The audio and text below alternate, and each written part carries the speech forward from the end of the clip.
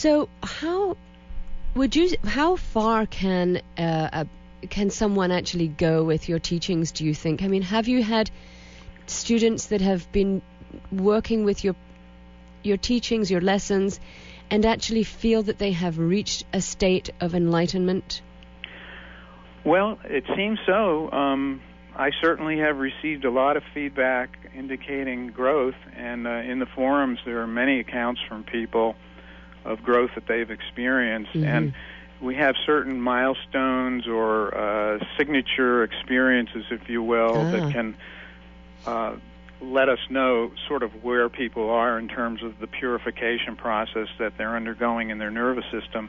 You know, we essentially break it down into two components, the cultivation of inner silence in the nervous system, and by that I mean abiding inner silence, where you have the presence of silent witness coming up in your everyday life and being there all the time. Mm-hmm. And then the other part is the cultivation of what we call ecstatic conductivity, which is the neurobiological side of it, which involves ecstatic experiences. Yes. What is sometimes referred to as Kundalini experiences. Uh-huh. And those two poles, if you will, inner silence and ecstatic conductivity, they gradually merge over time and integrate themselves into our daily life and our activities. And then we find the experiences of ecstatic bliss in everything we do, and being less overwhelmed by everyday events in our life, and also having the flow of love coming out of us. Mm-hmm. And really the key thing in all of this, which is probably what I should have said first, is that the human nervous system is really the center of all spiritual experience. That seems so obvious to say, but it is really true. And so often we think, well, spirituality is somewhere else. I have to get it from this person over there, or that guru, or this teaching. It's outside. That's not true. It's inside every one of us. And as soon as we have a few simple techniques for purifying the nervous system and opening it up a bit, we will have these experiences of inner silence and ecstatic conductivity, and it's our own journey. We each have our own journey, and these techniques are just for helping everybody do that on their own. So, yeah, there are a lot of people out there who have been benefiting from these practices. Yes. Honestly, much more than I ever thought. Wow, and this has been such a wonderful gift that you've been giving to humanity. Well, thank you. But you know, people are ready. Yes, and, they are. I don't know if something like this could have been done 10 years ago. Right, we didn't have the resources that we have today. But the one thing that I love about all of your work is that at the end of every discussion that you have, you always say the guru is in you. Absolutely. The guru isn't outside sitting in the Himalayas on a mountain ledge or in a cave. The guru is inside each and every one of us, and that's really empowering the individual instead of taking the power away. That is really where it is, and it really begins paradoxically with desire, which in so many spiritual systems they try and stamp out desire. But if you have a spiritual desire, that awakens something within inside you, and that causes connections within you and also in your environment. When I say the guru is in you, this is not to discredit gurus who are out there in the world who are doing wonderful work and have made what we are doing now possible over many centuries of their work. Absolutely.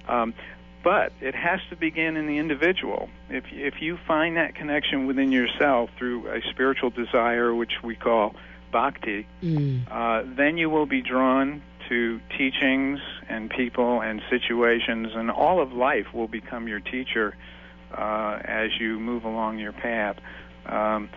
So the guru is in us, but that doesn't mean somebody may not end up going to India and sitting at the feet of a guru. That really depends on personal inclinations, which we honor totally in the AYP system. Everybody does their own thing.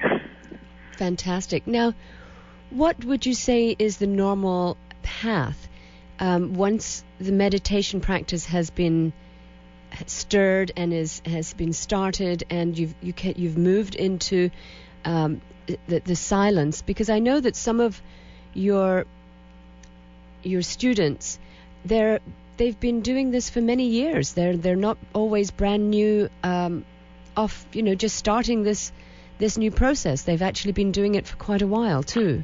That's true. We have people who have never done any yoga at all before, and we have people who have been doing it for 30 years.